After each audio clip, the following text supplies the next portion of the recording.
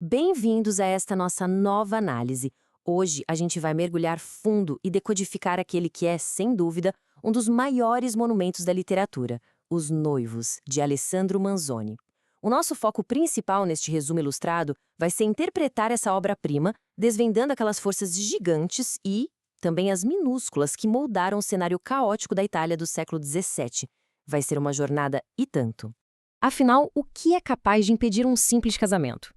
Pensem bem, como é que o desejo super modesto e natural de dois humildes tecelões, o Renzo e a Lúcia, de simplesmente juntarem as escovas de dente, poderia desencadear uma verdadeira avalanche de acontecimentos? A gente está falando de revoltas populares, sequestros, a mão pesada de chefões do crime e, pasmem, até uma peste mortal. É uma premissa que parece minúscula, né? Mas que traz consequências literalmente gigantescas.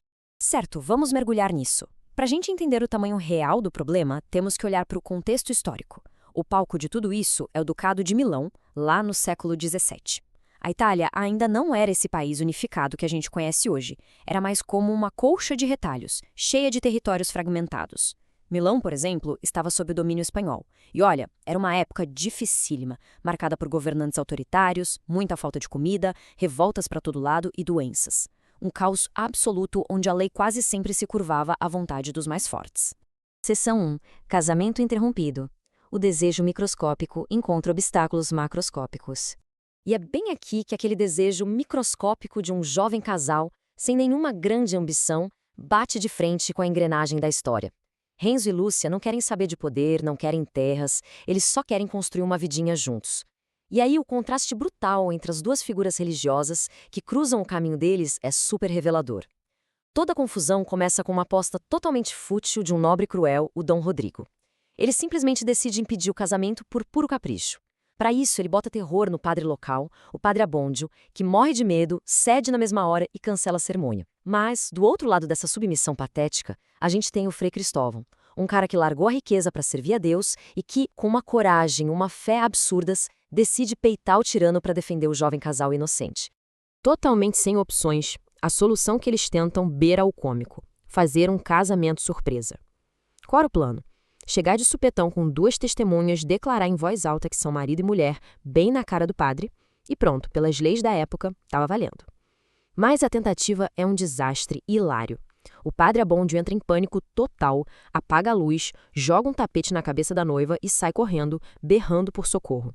Aquele que era para ser um momento super romântico vira uma cena caótica de fuga. Seção 2. Fuga e separação. Expulsos de casa. Essa baita confusão do casamento frustrado acaba selando o destino deles de um jeito dramático. Sem conseguirem casar e sabendo que os capangas do Dom Rodrigo tentaram invadir a casa da Lúcia, os dois são forçados a fugir, largando tudo para trás e, o que é pior, se separando. Acompanhando a jornada do Renzo, a gente vê que ele chega a Milão atrás de refúgio num mosteiro, mas entra na cidade bem no dia da famosa Revolta do Pão. A fome tinha deixado o povo desesperado. Super ingênuo, o Renzo acaba no meio da multidão, bebe um pouco além da conta numa taverna e solta um discurso político mega apaixonado. O resultado disso, no dia seguinte ele acorda sendo procurado pela justiça como um rebelde político e precisa fugir desesperado para Bérgamo. Imagina só, um simples operário do nada virando um fugitivo do Estado.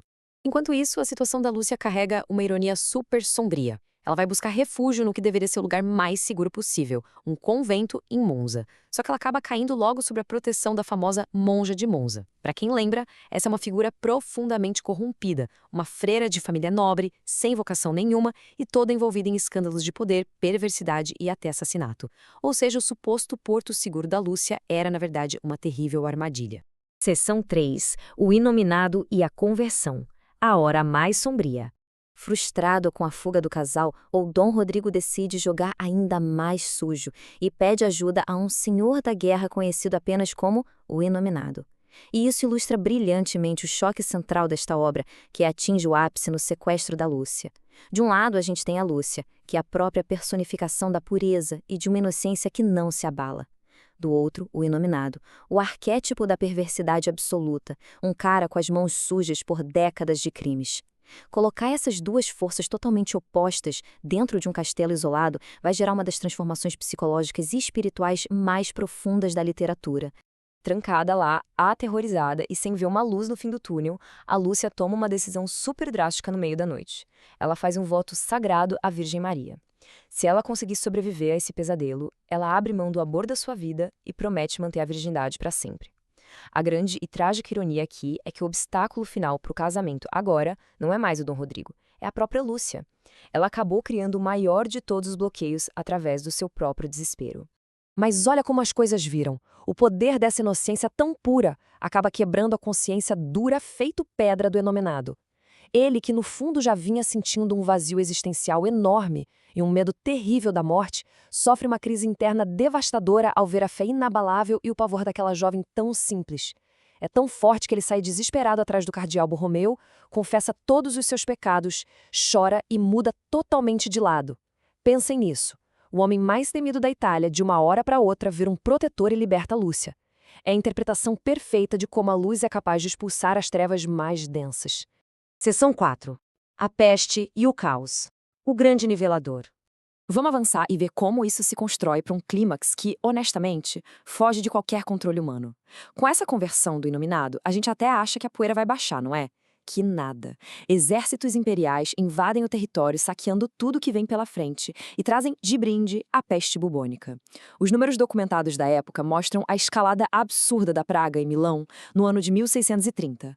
As mortes diárias dão um salto assustador, indo de 500 para 1.500 até chegar ao pico surreal de 3.500 mortes num único dia.